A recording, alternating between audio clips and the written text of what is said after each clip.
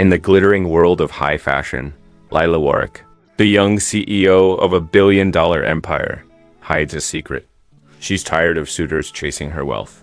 Desperate for a love that's real, she takes a daring leap disguising herself as an ordinary woman for a blind date. Dressed in thrift store rags, she meets Theo Carver, a scrappy designer whose passion for sustainable fashion sparks an unexpected connection.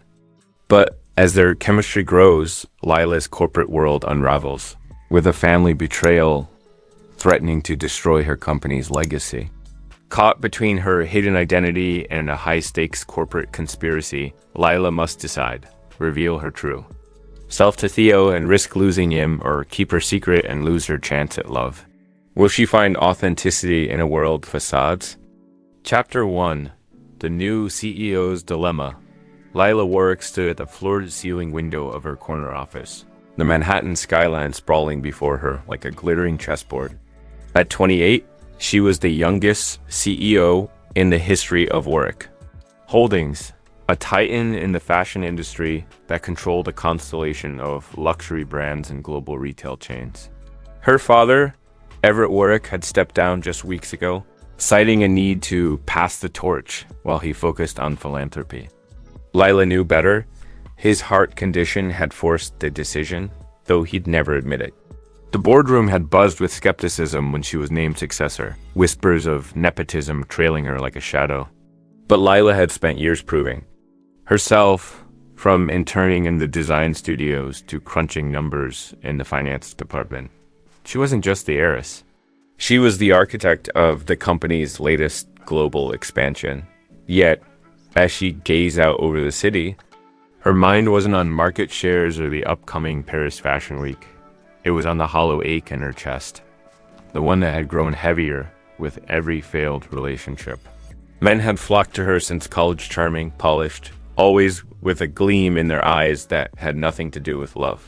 They saw dollar signs, not Lila. The last one, a hedge fund manager named Bryce, had proposed after 6 months, only for her to discover he'd been pitching investors on leveraging the Warrick name. She'd ended it with a cold smile and a door slammed in his face.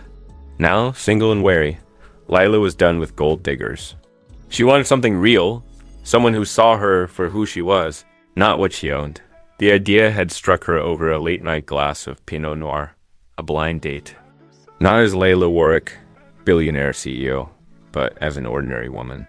She dressed down thrift store jeans, a faded sweater, no makeup to test whether a man could want her without the trappings of wealth. The thought made her pulse quicken. It was risky, maybe even foolish, but it was also exhilarating. She'd spent years curating a flawless public image. Now she'd strip it all away.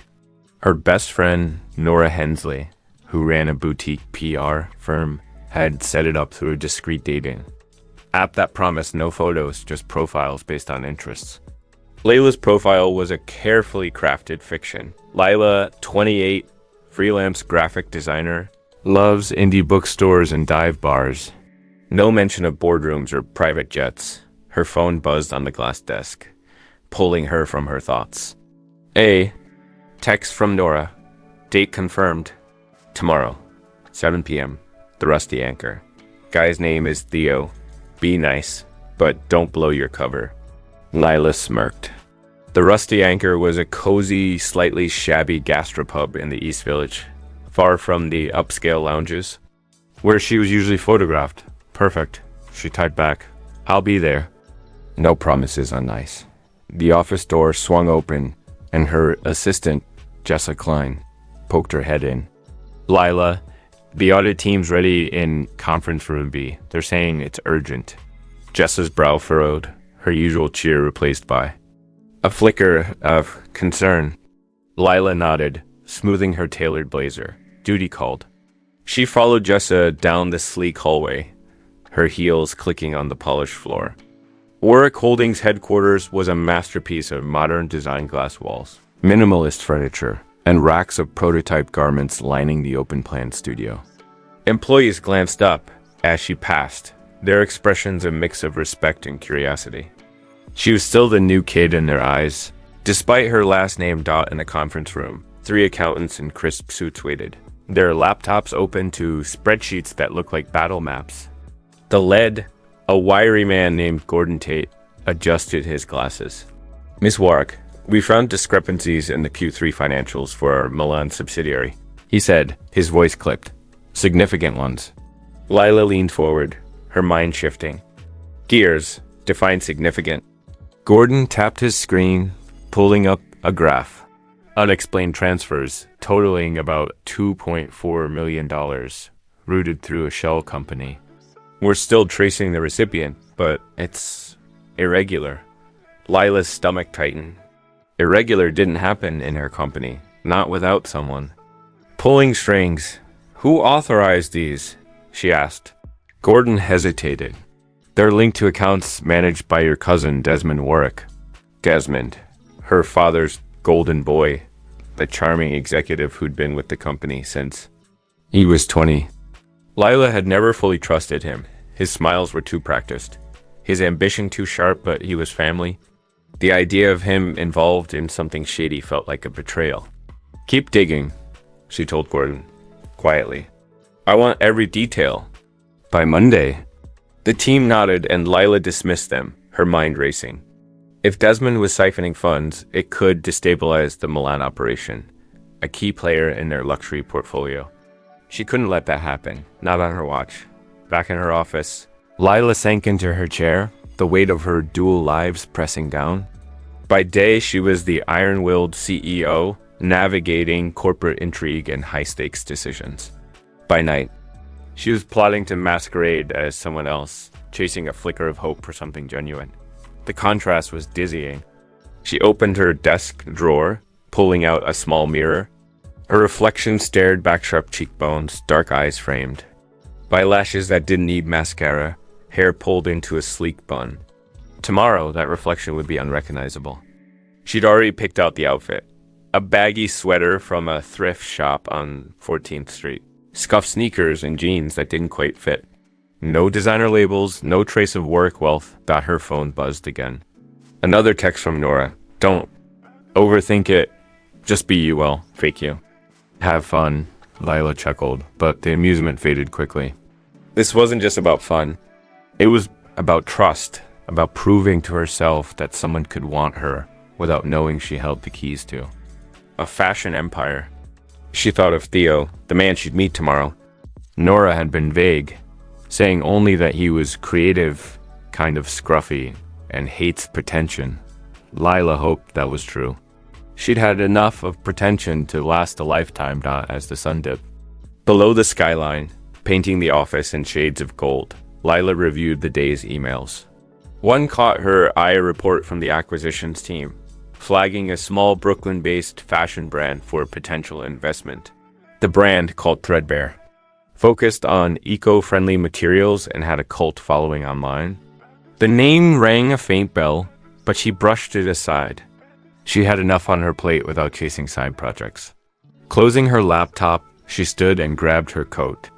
Tomorrow, she'd step into a different world, one where no one knew her name or her net worth.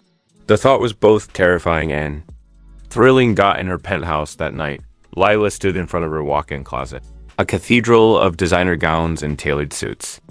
She pushed past the silk and cashmere, pulling out the thrift store bag she'd hidden in the back. The sweater smelled faintly of mothballs. The jeans were frayed at the knees. She tried them on, studying herself in the mirror. The transformation was startling. Gone was the polished CEO, replaced by someone who could blend into a subway crowd. She let her hair fall loose, slightly tangled, and skipped her usual skincare routine. "This is me," she whispered, testing the lie. Tomorrow, she'd find out if it was enough. Chapter 2. The Blind Date. Lila Warrick adjusted the frayed hem of her thrift store sweater, feeling oddly exposed as she stepped into the rusty anchor. The East Village gastropub buzzed with a Friday night crowd, locals in flannel, couples sharing plates of truffle fries, and a bartender shaking a cocktail with theatrical flair. The dim lighting and mismatched wooden tables gave the place a cozy, unpretentious vibe, a far cry from the sleek rooftop bars where she usually met clients. Her sneakers squeaked faintly on the worn floorboards, and she caught her reflection in a mirrored wall. Messy hair, no makeup, jeans that sagged at the hips. She barely recognized herself, and that was the point. Tonight, she wasn't the CEO. OF Warrick Holdings. She was just Lila, a freelance graphic designer with a penchant for dive bars and dog-eared paperbacks. Her phone buzzed in her pocket. A text from Nora Hensley. Table in the back, near the jukebox. He's already there. Don't chicken out. Lila smirked, nerves tingling. She'd faced boardrooms full of skeptical investors, but this pretending to be someone else felt like stepping onto a tightrope. She scanned the room, her eyes landing on a man seated at a corner table, his back to the wall. He was leaning over a sketchbook, pencil moving in quick, confident strokes. His dark hair was slightly tousled, and he wore a faded denim jacket over a gray t-shirt, the kind of effortless style that suggested he didn't care what anyone thought. That had to be Theo. Lila took a deep breath and approached, her heart thumping louder than the indie rock humming from the jukebox. "Hi, are you Theo?" she asked, her voice deliberately softer than her usual boardroom command. He looked up, and she was struck by his eyes, hazel, warm, with a spark of curiosity. A slow grin spread across his face, and he stood, extending a hand. "Yeah, that's me. Theo Carver, you must be Lila." His handshake was firm but not aggressive, his voice carrying a faint Brooklyn accent. "Nice to meet you. Grab a seat." She slid into the chair across from him, setting her battered canvas tote on the floor. Up close, Theo was even more disarming scruffy stubble, a small scar above his left eyebrow, and a relaxed posture that made her feel oddly at ease. "So," he said, closing his sketchbook, "you're into indie bookstores. Huh? Any favorites?" Lila froze for a split second, mentally flipping through her fake profile. She'd prepped for this. "There's this little place in Williamsburg. Dogwood Books. Great for finding old sci-fi novels." It was a real store, one she'd visited once on a whim. Theo's eyes lit up. "No way. I love Dogwood. They've got this beat-up copy of Dune I keep eyeing, but never buy. You a sci-fi fan?" The conversation flowed easier than Lila expected. Theo had a knack for asking questions that didn't feel like interrogations, and she found herself relaxing, spinning tales about her freelance life while dodging anything too specific. She learned he was 30, a designer who ran a small fashion brand called Threadbare, focused on sustainable fabrics. "It's tough," he admitted, sipping a craft beer. "Big brands churn out cheap stuff, and people eat it up. I'm trying to do something real, you know? Clothes that don't wreck the planet." His passion was infectious, and Lila felt a pang of guilt.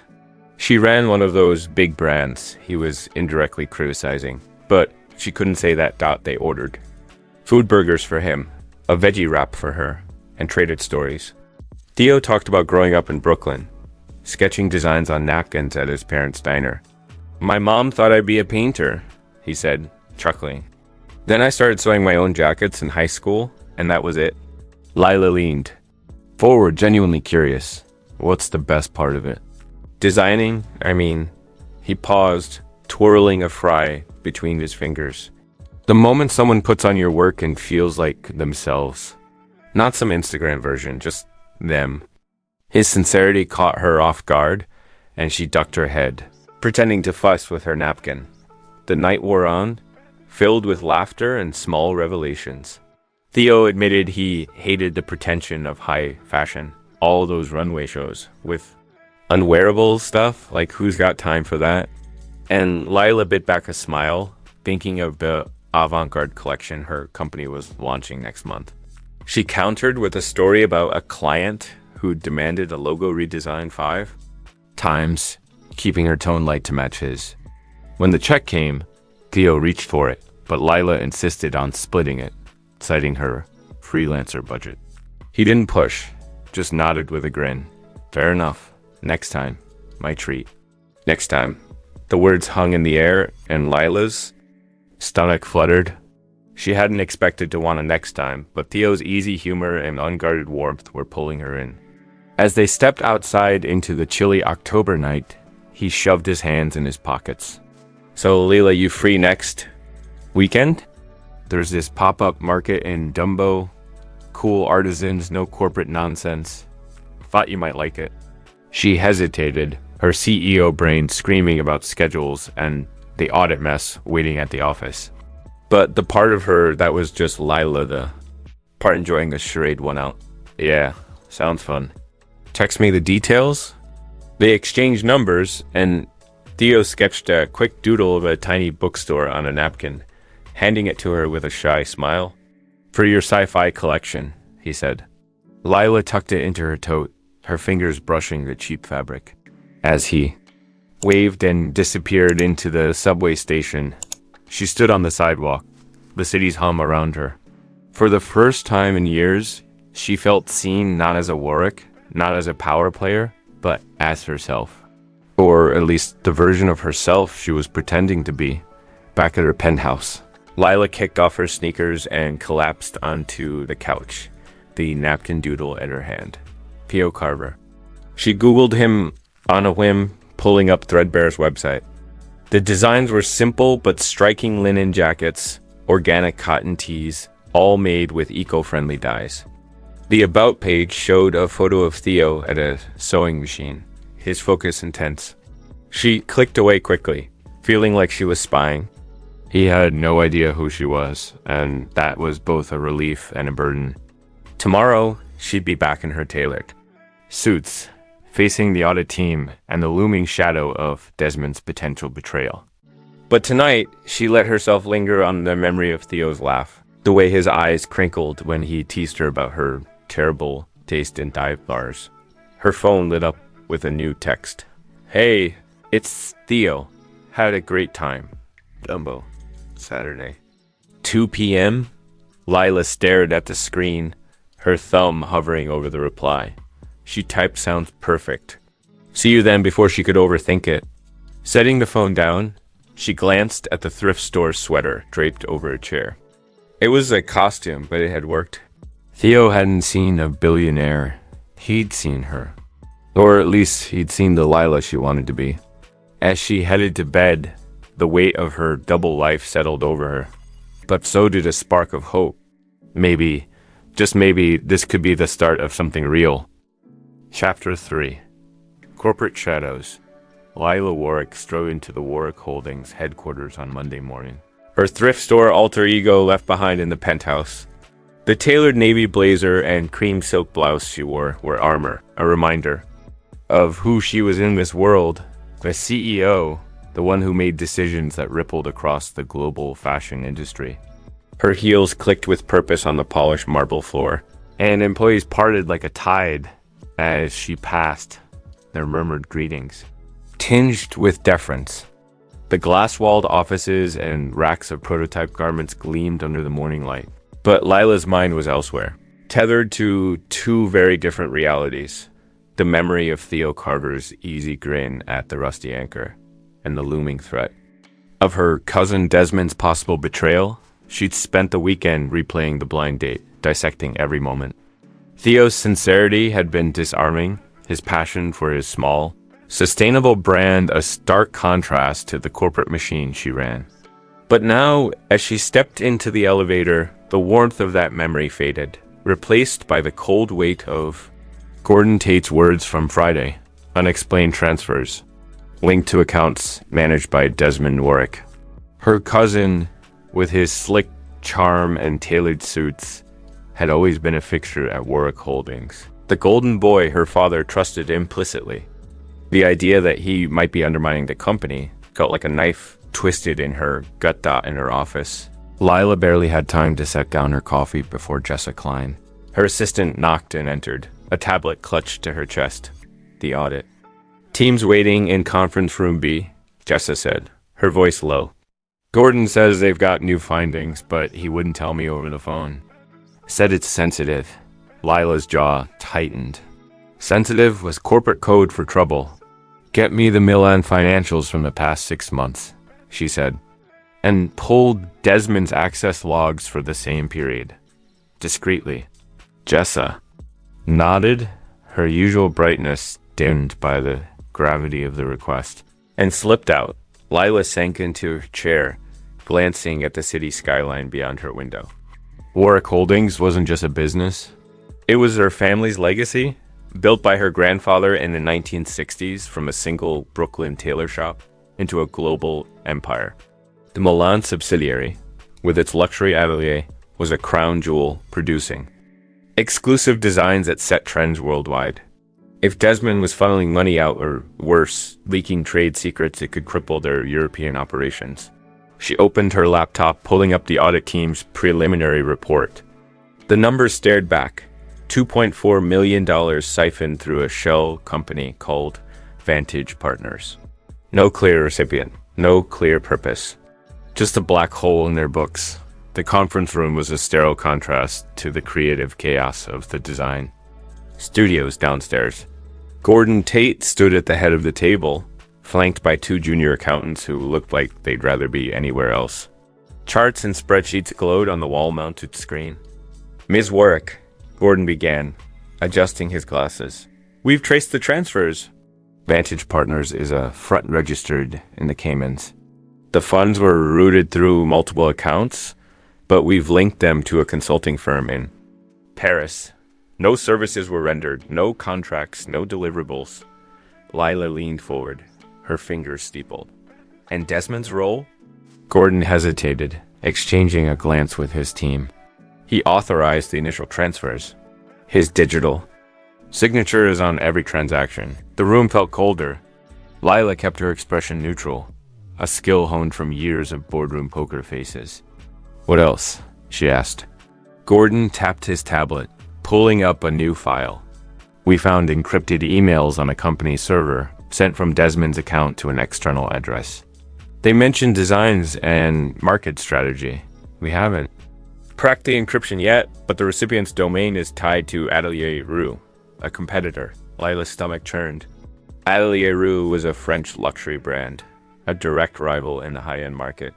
If Desmond was selling designs, it wasn't just theft, it was sabotage. "Get IT on the encryption," Lila said, her voice steady despite the storm inside. "I want those emails by the end of the day. And freeze Desmond's access to all financial systems. Effective immediately. Make it look like a routine security update." Gordon nodded, scribbling notes. "Anything else, Miss Warrick?" She paused, weighing her next move. Confronting Desmond now would tip him off, and she needed hard proof before family ties complicated things. "Keep this between us," she said. "No one else, not even the board, understood." The team murmured agreement, and Lila dismissed them, her mind already racing to the next step. Back in her office, she called Nora Hensley, needing a moment to anchor herself. "I'm in over my head," she admitted after filling Nora in on the audit. "Desmond's been with the company forever. My dad will lose it if he's involved." Nora's voice was calm but firm. "You're the CEO, Lila. You've got this. Get the evidence, then deal with him. And don't let this mess ruin your vibe with Theo." Lila snorted, leaning back in her chair. "Theo's the least of my worries right now." But that wasn't true. His text about the Dumbo market was still unanswered on her phone. A small beacon of normalcy in her spiraling world. She pulled up Desmond's employee file, scanning his recent projects. He'd been overseeing the Milan Atelier's fall collection, a high-stakes launch set to debut at Paris Fashion Week. If he was leaking designs, the damage could be catastrophic lost revenue, a tarnished brand, and a PR nightmare. She needed to act fast but quietly. Her father had always preached loyalty to a family, but Lila's loyalty was to the company. If Desmond was guilty, she'd handle it, blood or no blood. Her phone buzzed, pulling her from her thoughts. A new message from Theo. "Still on for Dumbo? Got a stall lined up for Threadbare. You'll love it." Her heart gave an unexpected lurch. She hadn't told him she'd be there as Lila the graphic designer, not Lila Warrick, CEO. The lie felt heavier now, but so did the spark of excitement at seeing him again. She typed back, "Wouldn't miss it. Can't wait to see your stuff."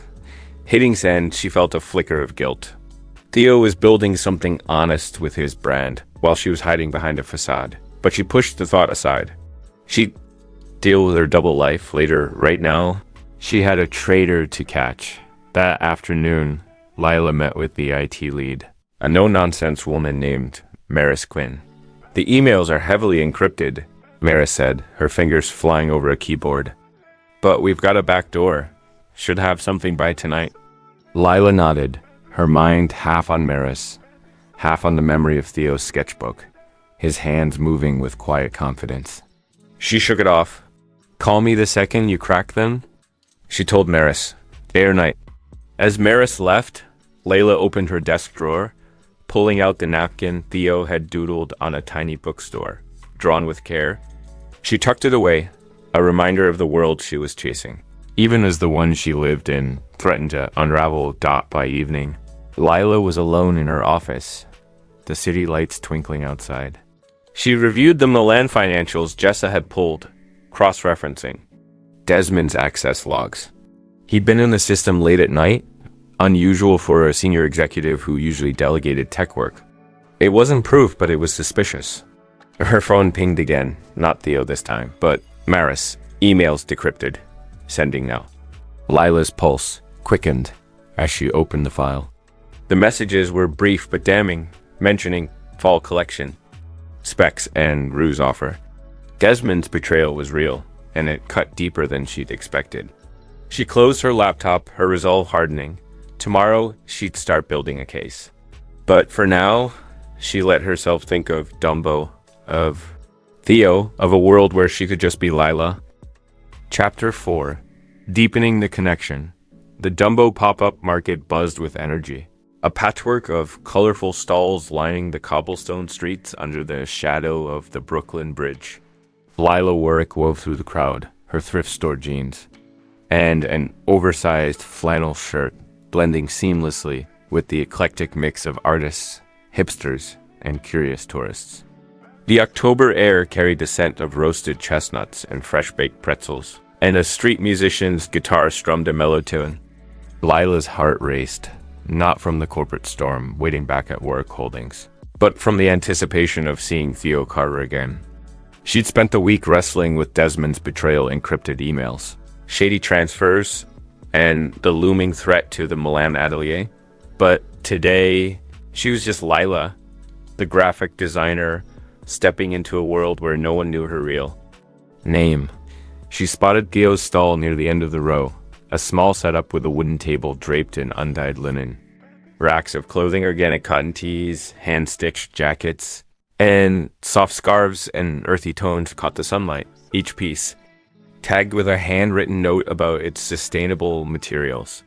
Theo stood behind the table, chatting with a customer, his denim jacket rolled up to his elbows, revealing forearms dusted with dark hair. His smile was easy, genuine, and when he saw Lila approaching, it widened. "Hey, you made it," he called, waving her over. "Thought you might have bailed for a better dive bar." Lila laughed, tucking a strand of unstyled hair behind her ear. "Tempting, but I heard this market's got the best pretzels in Brooklyn." She stopped at his stall, her eyes scanning the clothes. The craftsmanship was undeniable: clean lines, thoughtful details, nothing like the mass-produced trends her company churned out. "These are amazing, Theo," she said, touching a linen blazer. "You made all this?" He nodded, a hint of pride in his hazel eyes. "Yeah, me and a small team. We're not big, but we're scrappy. Want to try something on?" She hesitated, aware of the irony. As CEO of Warrick Holdings, she could buy his entire brand with a single phone call. But here, she was just a freelancer admiring his work. "Maybe later," she said, deflecting with a grin. "I'm more of a window shopper," Theo chuckled, handing her a woven bracelet from a basket. "On the house, then. Matches your vibe." The gesture was small but warm, and Lila slipped it onto her wrist, her fingers lingering on the soft fibers. "Thanks," she murmured, caught off guard by how much it meant. They spent the next hour wandering the market together, Theo occasionally, ducking back to his stall to help customers. He pointed out his favorite vendors, a potter with quirky mugs, a jeweler using recycled metals, and shared stories about his early days designing in a cramped Bushwick apartment. I'd sew until 3 a.m., he said, biting into a pretzel they'd split. Neighbors hated me. My machine sounded like a dying cat. Lila laughed, picturing it. Sounds like my graphic design gigs, she lied smoothly. Redoing logos at midnight because the client changed their mind again? Theo raised an eyebrow. Clients, huh? What's the worst one you've dealt with? She paused, crafting a vague but believable story about a picky small business owner, careful not to slip. The ease of their conversation was intoxicating, a stark contrast to the guarded exchanges she navigated at work. Theo didn't pry, didn't posture, just listened, his responses peppered with dry humor. When they stopped at a stall selling vintage books, he flipped through a worn copy of The Great Gatsby, reading a line aloud with dramatic flair that made her snort. You're ridiculous, she said, nudging his arm. You love it, he shot back, and the playful spark in his eyes made her stomach flip dot as the afternoon wore on.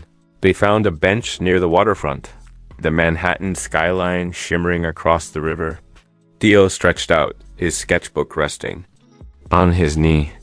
So Lila, he said, sketching idly, what's your deal? You're funny, you're chill, but I get the feeling you're holding back. What's the real story? The question caught her off guard, and for a moment she felt the weight of her secret pressing against her ribs. She wanted to tell him about the boardroom, the betrayal, the empire she carried on her shoulders, but the words stayed locked away. Instead, she shrugged, keeping her tone light. Not much to tell. Just a girl trying to make it in the city. What about you? What's the big dream for Threadbare? Theo's expression softened, his pencil pausing. I want to prove you can make clothes that matter, stuff that's good for people and the planet. But it's hard. Big brands like Warrick Holdings dominate everything. They've got the cash, the connections. Me? I'm just a guy with a sewing machine and a stubborn streak. Lila's breath hitched at the mention of her company, but she covered it with a sip of her coffee. Warrick's not all bad, she said carefully. They've got some cool designers. Theo snorted. Sure, but their stuff's overpriced and overproduced. No soul. I'd rather stay small and keep it real. His words stung, not because they were cruel, but because they echoed her own doubts about the company she ran. Warrick Holdings had drifted from her grandfather's vision, chasing profits over creativity. She wanted to argue to defend her work, but that would mean breaking character. Instead, she steered the conversation elsewhere, asking about his favorite fabrics, his design process. Theo lit up, sketching a dress idea as he talked, his hands moving with a quiet intensity. She watched, captivated, realizing how much she envied his freedom to create without corporate constraints. The sun dipped lower, casting a golden glow over the market. Theo's stall was closing up, handled by a friend who'd taken over, and he suggested a walk along the waterfront. As they strolled, their shoulders brushing occasionally, Lila felt a pull she hadn't expected. Theo was different, not just from the men who'd chased her wealth, but from anyone she'd met. He was unguarded, real, and it made her want to be real too. But the lie hung between them, heavy and unspoken. You're quiet, he said, glancing at her. Everything okay. She forced a smile, just thinking. This was a good day. He nodded, his gaze lingering. Yeah, it was. Back at her penthouse that night, Lila sat on her couch, the woven bracelet still on her wrist. Her phone buzzed with a text from Maris Quinn, the IT lead, more emails decrypted. Desmond's been meeting with Atelier Rue reps in person. Paris. Last month, Lila's jaw clenched. The evidence was mounting, and she'd need to confront Desmond soon, but the thought of family betrayal made her feel sick. She opened her laptop, pulling up Threadbare's website again. Theo's design stared back, simple but soulful, just as he described. A notification popped up, an internal report from her acquisitions team, flagging Threadbare as a potential buy. The coincidence felt like a cosmic joke. Her worlds were colliding, and she wasn't ready. She texted Theo before bed. Had a blast today. Your stuff's incredible. His reply came quickly. Why do you think so? Next time you're trying on that blazer. Lila smiled, but the guilt gnawed at her. She was falling for him, or at least for the possibility of him, but every moment with him was built on a lie. Tomorrow, she'd dive back into the corporate fray, chasing proof of Desmond's treachery. But for now, she held on to the memory of the market, of Theo's laugh, of a day where she felt like herself, or at least the self she wished she could be. Chapter 5. The investigation intensifies. Lila Warrick sat at her desk in the Warrick Holdings headquarters. The Manhattan skyline a distant blur through the glass walls. The morning light did little to soften the tension knotting her shoulders. Her tailored charcoal suit and crisp white shirt were a stark contrast to the thrift store flannel she'd worn in Dumbo with Theo Carver. But the memory of that day, his easy laugh, the woven bracelet still tucked in her purse felt like a lifeline amidst the corporate storm brewing around her. The decrypted emails from Maris Quinn, her IT lead, lay open on her laptop, each one a nail in the coffin of her cousin Desmond's loyalty. He'd been meeting with Atelier Rue, a rival luxury brand, and the words fall collection specs and strategic roadmap glared from the screen like accusations. Layla's mind churned. Desmond wasn't just skimming funds. He was selling the heart of Warrick Holdings' Milan operation. She leaned back, rubbing her temples. The $2.4 million in unexplained transfers was bad enough, but leaking designs and market strategies could tank their Paris Fashion Week launch. A make-or-break moment for the company's global prestige. As CEO, Lila couldn't let that happen, not when her father's legacy and her own reputation hung in the balance. But Desmond was family, the son of her late uncle, and the thought of confronting him twisted her gut. Her father, Everett, had always treated Desmond like a second son, blind to his slick ambition. Lila hadn't been so naive, but she'd never expected betrayal on this scale. Her phone buzzed, pulling her from her thoughts. A text from Jessa Klein, her assistant. Audit team's ready. Conference room B now. Lila stood, smoothing her blazer, and grabbed her tablet. She needed hard evidence before making a move, and she needed it fast. The hallway to the conference room was quiet, the usual hum of designers and marketing teams subdued by the early hour. Employees nodded as she passed, their eyes flickering with curiosity. Word of the audit had spread, though Lila had kept the details locked tight. Gossip was a virus in this industry, and she couldn't afford an outbreak in a conference room. Gordon Tate, the head auditor, stood beside a projector, his wiry frame tense. Two junior accountants flanked him, their laptops open to spreadsheets that looked like battle plans. "Ms. Warrick," Gordon began, his voice clipped. "We've confirmed the Paris connection. Vantage Partners, the shell company, is a front for Atelier Rue. The $2.4 million was funneled to a consulting firm they own. But it's a smokescreen. No services were provided." Lila's jaw tightened. "And Desmond?" Gordon tapped his tablet, pulling up a new file. "His digital signature is on every transfer. We also found metadata in the emails showing he accessed the Milan Atelier's design database after hours. Downloading files labeled Fall 2025 prototypes." Lila's pulse quickened. Those prototypes were the cornerstone of their Paris. Show innovative textiles, hand-stitched embellishments, a collection meant to redefine Warrick's luxury line. If Rue got their hands on them, they could flood the market with knockoffs before the runway lights even dimmed. "What about the emails?" she asked. Gordon nodded to one of the juniors, a young woman named Priya Chen, who cleared her throat. "We've decrypted more. Desmond's been corresponding with a Rue VP, Elise Moreau. They met in Paris last month, and there's mention of a final deal set for next week." Lila's mind raced. Next week was the lead-up to Fashion Week. The timing wasn't a coincidence. "Give me everything on Moreau," Lila said, her voice steady despite the fury simmering beneath. "Background, financials, anything that ties her to Desmond. And I want a full trace on those downloaded files, where they went, who accessed them." Gordon nodded, scribbling notes. "One more thing," he added, hesitating. "Desmond's been logging into the system from an off-site IP address, a hotel. In Midtown. He's not working from home. Lila's eyes narrowed. A hotel meant secrecy. Maybe meetings he didn't want traced.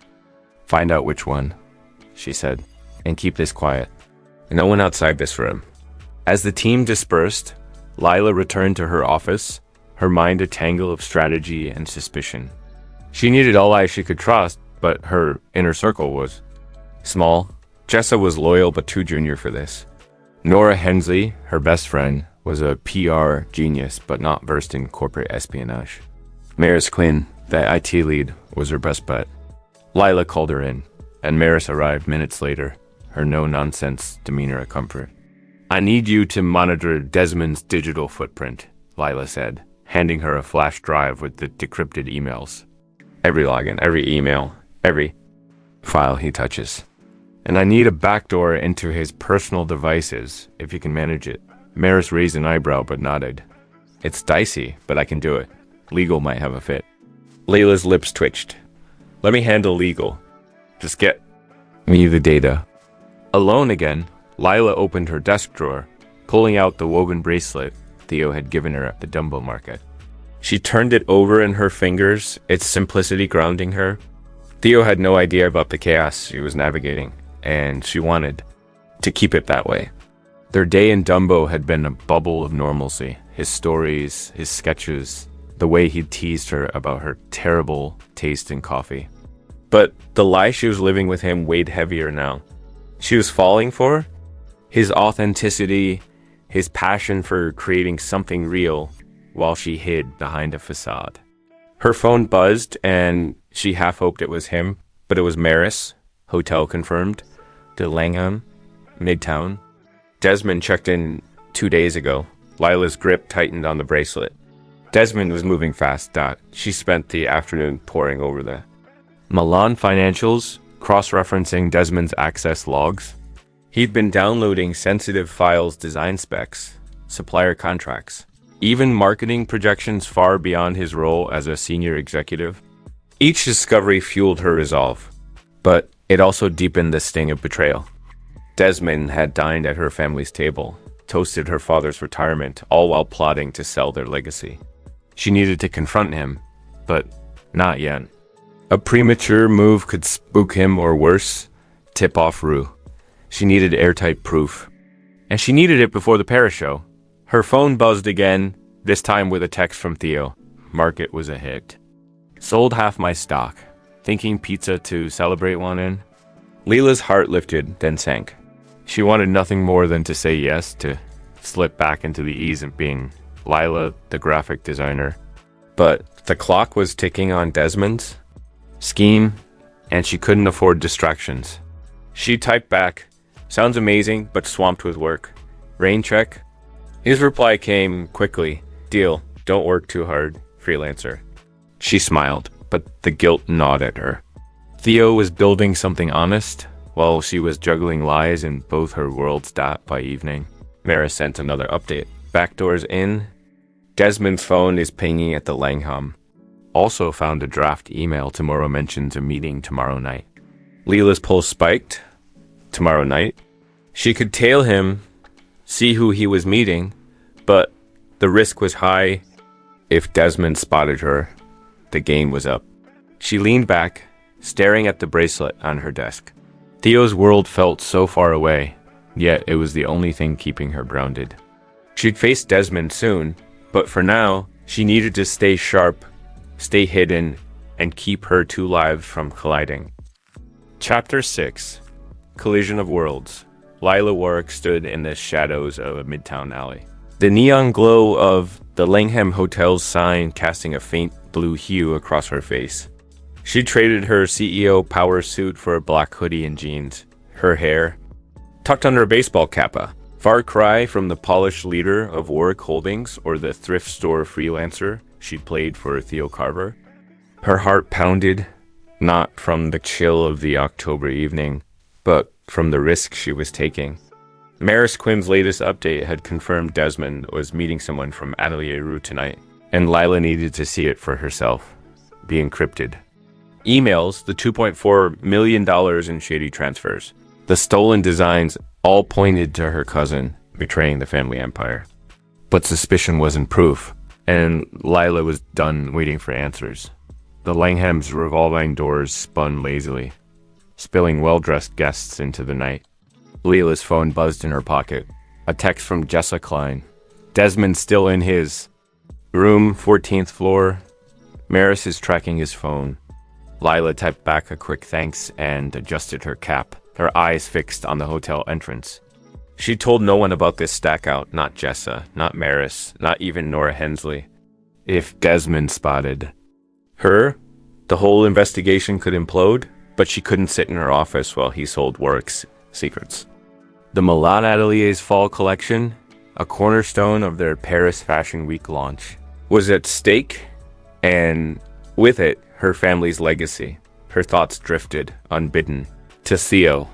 Their day in Dumbo had left her rattled, not just by his charm, but by the ease of being someone else with him.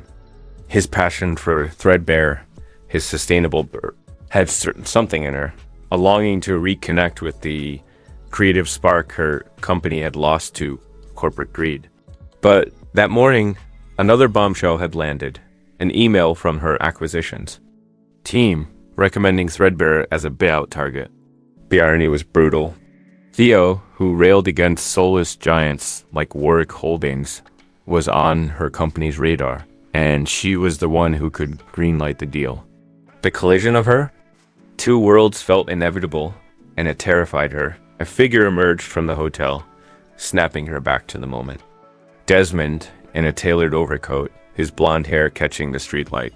He glanced around, his movements tense, then headed toward a sleek black car idling at the curb. Lila's breath caught as a woman stepped out, tall, sharp cheekbones. Her auburn hair swept into a chignon. Elise Morrow, the Atelier Rue VP, identified from Maris's background check. Lila's phone vibrated with a new message from Maris. Desmond's phone just pinged at the car. Moreau's with him. Lila slid deeper into the alley, her camera app open, snapping photos as discreetly as possible. Desmond and Elise spoke briefly, their heads closed, before sliding into the car. It pulled away, and Lila cursed under her breath. She couldn't follow without a car of her own. Back at her penthouse, Lila uploaded the photos to her encrypted cloud, her mind racing. The images were grainy, but clear enough to confirm the meeting. She called Maris, who answered on the first ring. "They're at a private club in Chelsea now," Maris said, her voice low. "I hacked into the car's GPS. Want me to keep tracking?" Lila hesitated. Maris was pushing legal boundaries, but so was Desmond. "Yes," she said. "And pull any security footage you can from the Langham. I need to know how long they've been meeting." Maris agreed, and Lila hung up, her gaze falling on the woven bracelet Theo had given her, now resting on her coffee table. The contrast between his world authentic, unpolished, and hers felt starker than ever. The next morning, Lila was back in her office, the weight of her double life pressing harder. She'd barely slept, her dreams a tangle of Theo's sketches and Desmond's smug smile. Jessa knocked, holding a tablet. "Acquisition sent an updated report on Threadbare," she said, her tone neutral. "They're pushing for a meeting with the owner, Theo Carver. Should I schedule it?" Lila's stomach lurched. If Theo met with her team, he'd learn who she was, not the freelancer he'd laughed with over pretzels, but the CEO of the corporate giant he despised. "Hold off," she said, too quickly. Jessa raised an eyebrow but nodded, leaving Lila alone with her thoughts. She opened the Threadbare report, skimming the details. Theo's brand was small but growing, with a loyal online following and buzz. From eco-conscious influencers, acquiring it could bolster Warrick's sustainability credentials, a move her board had been pushing for. But it would mean pulling Theo into her world, risking the connection they built. She imagined his reaction, those hazel eyes narrowing, his trust crumbling when he learned she'd lied. The thought made her chest ache, but so did the idea of letting him struggle against her company's shadow. Threadbare was exactly the kind of brand she wanted Warrick to champion, but at what cost? Her phone buzzed, pulling her from the dilemma. A text from Theo, pizza rain check tonight. Found. A spot in Williamsburg with killer margarita. Lila's heart lifted, then sank. She wanted to say yes, to slip back into the ease of their banter, but Desmond's meeting with Elise Moreau loomed large. Maris had sent more decrypted emails that morning, one mentioning a final handoff before Paris Fashion Week. Lila needed to focus to catch Desmond in the act. She typed back, "Work's insane, but I'll try. Can I confirm later?" Theo's reply was quick, no pressure. "Let me know, freelancer." The nickname stung, a reminder of the lie she was living. That afternoon, Lila met with Gordon Tate and the audit. "Team, we've traced the last of the transfers," Gordon said, his glasses slipping down his nose.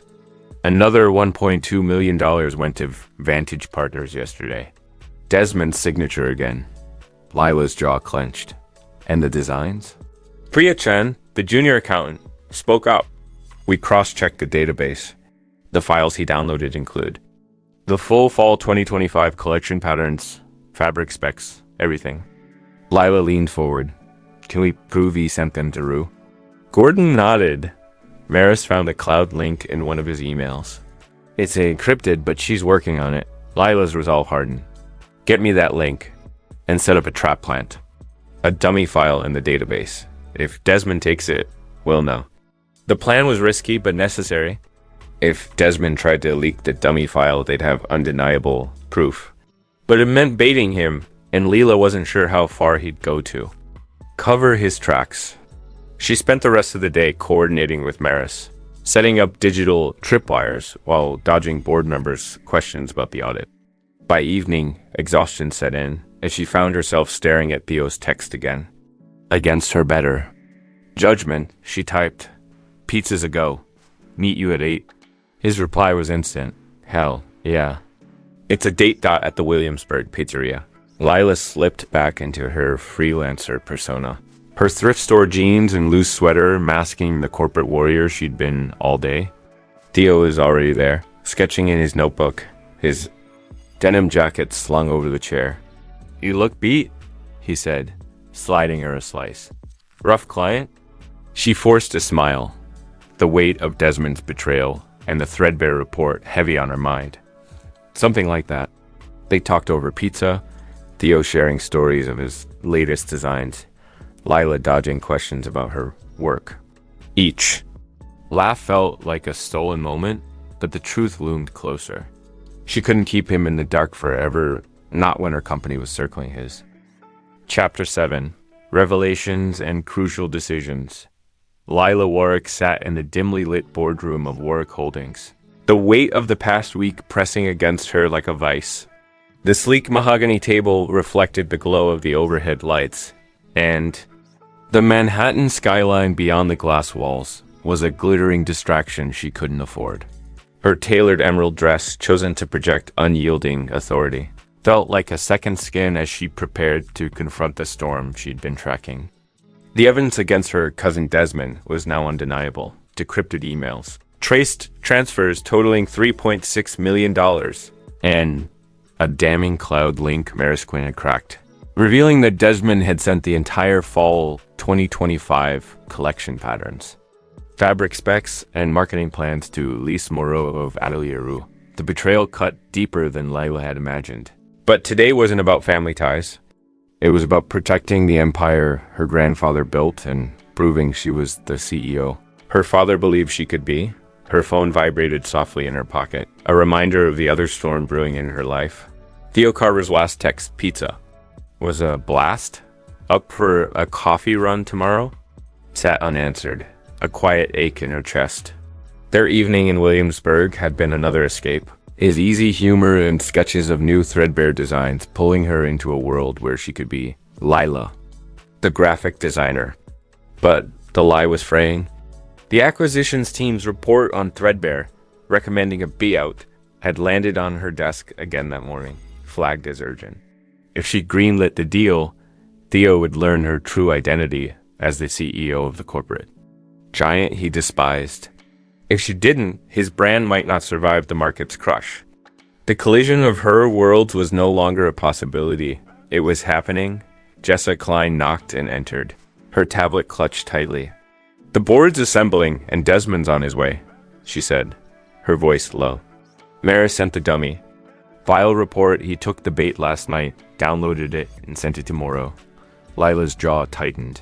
The trap had worked.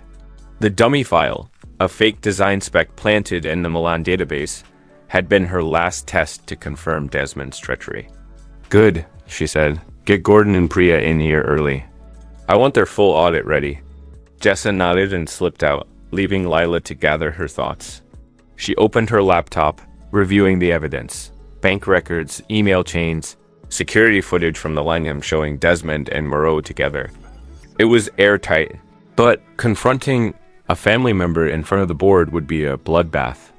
The boardroom filled quickly 10 executives, their faces a mix of curiosity and unease. Desmond arrived last, his blonde hair impeccably styled, his smile as polished as ever. "Morning, Lila," he said, taking a seat. "Big day?" His tone was light, but his eyes flickered with something guarded. Lila met his gaze, her expression neutral. "You could say that." She stood, signaling the start of the meeting, and nodded to Gordon Tate, who rose with his audit team. "We've uncovered serious irregularities in the Milan subsidiary," Gordon began, projecting a spreadsheet onto the screen. "Unauthorized transfers totaling $3.6 million. Routed through a shell company to Atelier Rue, and evidence of proprietary designs being leaked to the same competitor." Murmurs rippled through the room. Desmond's smile didn't waver, but his fingers tightened around his pen. Lila stepped forward, her voice steady. "The transfers were authorized by Desmond Warrick. He's also been communicating with Elise Moreau, a Rue VP, sharing our fall 2025 collection." She clicked to a slide showing the decrypted emails, the cloud link, and a still from the hotel footage. The room went silent. Desmond's face paled, but he leaned back, feigning calm. "This is absurd, Lila. You're misreading the data. I've been negotiating partnerships, not leaking anything." "Partnerships don't involve shell companies or encrypted emails," Lila shot back, her tone cutting. "You downloaded a dummy file last night and sent it to Moreau. We have the logs." The board erupted in whispers, and Desmond's composure cracked. "You're spying on me?" he snapped, standing. "This is a family business, Lila. You don't get to play detective with your own blood." She held his gaze unflinching. "This isn't about family, it's about the company. You're suspended, effective immediately. Security will escort you out." 2 guards stepped forward, and Desmond's face twisted with fury. "You'll regret this," he hissed, but he left without a fight. The door slamming behind him, the board meeting stretched on, with Lila outlining next steps: a full audit of Desmond's projects, a legal review for potential charges, and a crisis plan to protect the Paris launch. She appointed Priya Chen to oversee the Milan recovery, a bold move that raised eyebrows but signaled her trust in fresh talent. By the time the room cleared, Lila's adrenaline was fading, replaced by exhaustion and a nagging dread. Desmond's exit didn't end the threat. Rue likely had the designs, and Fashion Week was days away. She needed to act fast, but her mind kept drifting to Theo back in her office. Lila sank into her chair, pulling out the woven bracelet he'd given her. She hadn't seen him since the pizza night, and the thought of his smile, his unguarded warmth, was a balm against the day's chaos. But the threadbare report loomed. She opened it, rereading the numbers. A small brand, innovative but underfunded, perfect for Warrick's push into sustainability. Acquiring it could save Theo's dream, but it would mean dragging him into her world, exposing her lie. She imagined his reaction: betrayal, maybe disgust, and her chest tightened. She couldn't keep hiding, not when she was starting to care about him, maybe even love him. That evening, Lila made a decision. She texted, "Theo, coffee tomorrow, 3 p.m. That spot by Dogwood Books." His reply was instant. "You got it. Ready to judge your coffee order." She smiled, that her resolve hardened. Tomorrow, she'd tell him the truth, no matter the cost. She owed him that, and she owed herself the chance to build something real. But first, she had one more call too. Meg? She dialed Nora Hensley, her voice steady. I'm telling Theo who I am, she said. And I need a PR plan if this blows up, Nora whistled. Bold move, boss. I'm on it. But you sure you're ready? Lila wasn't, but she was done running from herself.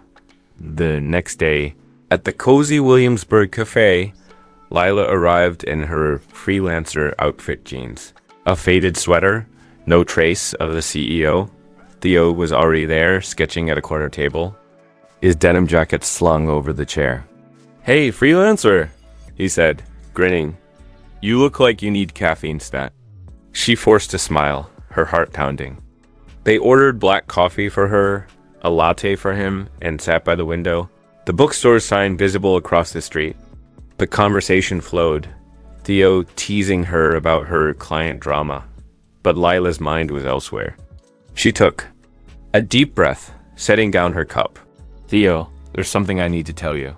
His eyes met hers, curious but warm. Yeah. What's up? Her throat tightened, the words heavy. I haven't been totally honest. I'm not a graphic designer. I'm Lila Warrick, CEO of Warrick Holdings. The air shifted, his smile faltering. Wait, what? Warrick, like the fashion giant? She nodded, bracing for his reaction. I wanted to know if someone could like me for me, not my money or my name. I'm sorry I lied. Theo leaned back, his expression unreadable, and Lila's world hung in the balance. Chapter 8. Resolution and Final Connection. Lila Warrick sat across from Theo Carver in the Williamsburg cafe. The hum of the espresso machine and the clink of cups fading into a tense silence. Her confession hung in the air like a storm cloud. I'm Lila Warrick, CEO of Warrick Holdings. Theo's hazel eyes, usually warm with humor, were now shadowed with confusion and something sharper betrayal. The woven bracelet he'd given her at the Dumbo market rested on the table between. Then, a small, fragile link to the connection they built. Lila's heart thudded, her thrift store sweater suddenly feeling like a flimsy disguise. She'd spent weeks hiding behind the freelancer persona, testing whether Theo could care for her without knowing her wealth or power. Now, with the truth laid bare, she braced for the fallout. Theo leaned back, running a hand through his dark hair, his sketchbook forgotten on the table. Warrick Holdings, he said slowly, as if testing the weight of the words. The corporate giant that's eating up every small brand in the industry. And you're the one running it? His voice was calm, but there was an edge to it. A crack in the easy rapport they'd shared over pizza and market strolls. Lila nodded, her throat tight. I know what you think of companies like mine. I didn't tell you because I wanted to know if you could like me for me, not the CEO, not the money, just Lila. She gestured to her worn jeans and sweater. This is who I wanted to be with you. He stared at her, his expression a mix of hurt and disbelief. So, what? This was all a game. You pretended to be some struggling artist to, what, test me? The accusation stung, and Lila shook her head, leaning forward. It wasn't a game, Theo. I've spent years surrounded by people who only saw my last name, my bank account. I needed to know if someone could want me without all that. And you did. Every moment we spent together, Dumbo, the pizza, your sketches, it was real to me. Her voice wavered, and she hated how vulnerable it made her feel. But she pressed. And I'm sorry I lied. I didn't want to lose what we had. Theo's jaw tightened, and he looked out the window, where the Dogwood book sign glowed softly across the street. You could have trusted me, he said quietly. I told you about Threadbare, my dreams, my struggles. I was honest, Lila. And you were playing a part. The words cut deeper than any boardroom critique, and Lila's chest ached. She wanted to reach for his hand to bridge the gap, but she stayed still. I know, she said, and I hate that I hurt you. But I'm telling you now because I care about you. I want this us to be real, if you'll let it. He didn't respond right away, his fingers tracing the edge of his coffee cup. Lila's mind flashed to the other storm she'd faced that week. Suspending Desmond, her cousin, for leaking designs to Adelie Rue.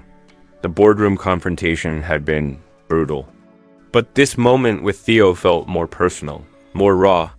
She dismantled a family betrayal to save Warrick Holdings, but losing Theo could break something she hadn't realized she'd been guarding, her hope for something genuine. Finally, Theo looked at her, his eyes softer but still guarded. "I need to process this," he said. "You're not just some freelancer. Lila, you're the face of everything I've been fighting against. Big brands that swallow up people like me." But he paused, exhaling. "The Lila I got to know. The one who laughed at my dumb sketches. And split a pretzel with me that felt real. I just don't know if I can trust it now." Lila nodded, swallowing hard. "Take the time you need. I'll be here." He gave a small nod, grabbed his sketchbook, and left. The bell above the cafe door jingling in his wake. Back at Warrick Holdings the next day, Lila threw herself into damage control.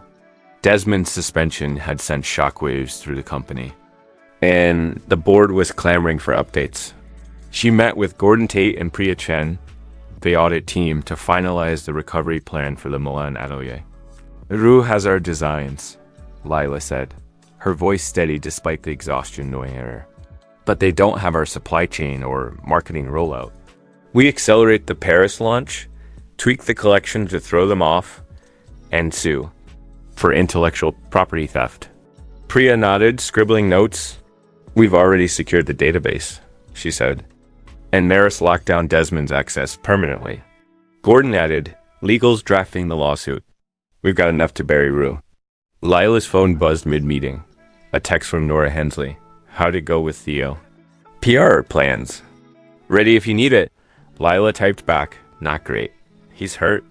Might have lost him." Nora's reply was instant. "Give him time. He'll come around. You're a catch, even without the CEO title."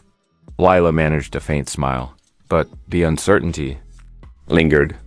She'd faced down Desmond, protected the company, but Theo's silence felt like a wound she couldn't bandage. Over the next few days, Lila buried herself in work, coordinating with the Milan team to revise the fall 2025 collection. They swapped out key designs, ensuring Rue's stolen files were obsolete, and fast-tracked production to beat the competitor to market. But her thoughts kept drifting to Theo. She'd seen Threadbare's latest Instagram post. A new jacket, hand-stitched, with a caption about staying true to their roots. It reminded her of why she'd been drawn to him, his authenticity, his refusal to compromise. It also reminded her of the acquisitions report. Threadbare was still on a table, and her team was pushing for a decision. On Friday, Lila made a choice. She called Jessa into her office. "Set up a meeting with Theo Carver," she said. "Not as an acquisition target, offer him a partnership. Co-branding, shared resources, but he keeps creative control." Jessa raised an eyebrow. "Personal or professional?" Lila's lips twitched. "Both, maybe. Just make it happen." She wasn't sure if Theo would agree, but she owed him the chance to build his dream without losing himself to her empire. That evening, Theo texted, "Can we talk? Same cafe, 7 p.m. Lila's heart leaped, and she arrived early, back in her freelancer jeans, the woven bracelet on her wrist. Theo was waiting, his expression softer than before. "I've been thinking," he said, sliding into the seat across from her. "I was pissed, yeah. But I get why you did it. I've seen what this industry does, people chasing clout, money. You wanted something real. So, did I?" He paused, his eyes meeting hers. "Your company's still not my vibe, but you're different. I want to try this, Lila. No lies this time." Relief flooded her, and she reached for his hand, her fingers brushing his. "No lies," she promised. "And I have an idea for Threadbare." She outlined the partnership, emphasizing his autonomy. Theo listened, his skepticism easing into cautious excitement. "You're serious? No corporate takeover?" She shook her head. "Your vision, your rules. Work just helps you scale." He grinned, the first real one since her confession. Okay, CEO, let's talk. As they left the cafe, Lila felt lighter, the weight of her dual lives lifting. Theo's hand brushed hers, and she saw a future not just for Warwick Holdings, but for them. The Paris launch would redefine her company, and Theo's partnership could redefine its soul. For the first time, Lila felt like she could be both the leader and the woman she wanted to be. Hey, fashion rebels and romance fans, did Layla and Theo's story hook you? Hit that subscribe button, smash the like, and ring the bell to join our journey through love, lies, and high-stakes drama. We want you in the conversation. Drop your thoughts in the comments with our poll. What would you do? Was Lila right to hide her CEO status? If you were Theo, would you forgive her for keeping the truth under wraps? Or would you walk away? Share your hot takes, spill the tea, and let's see who's Team Lila or Team Truth. Your opinion could shape our next story.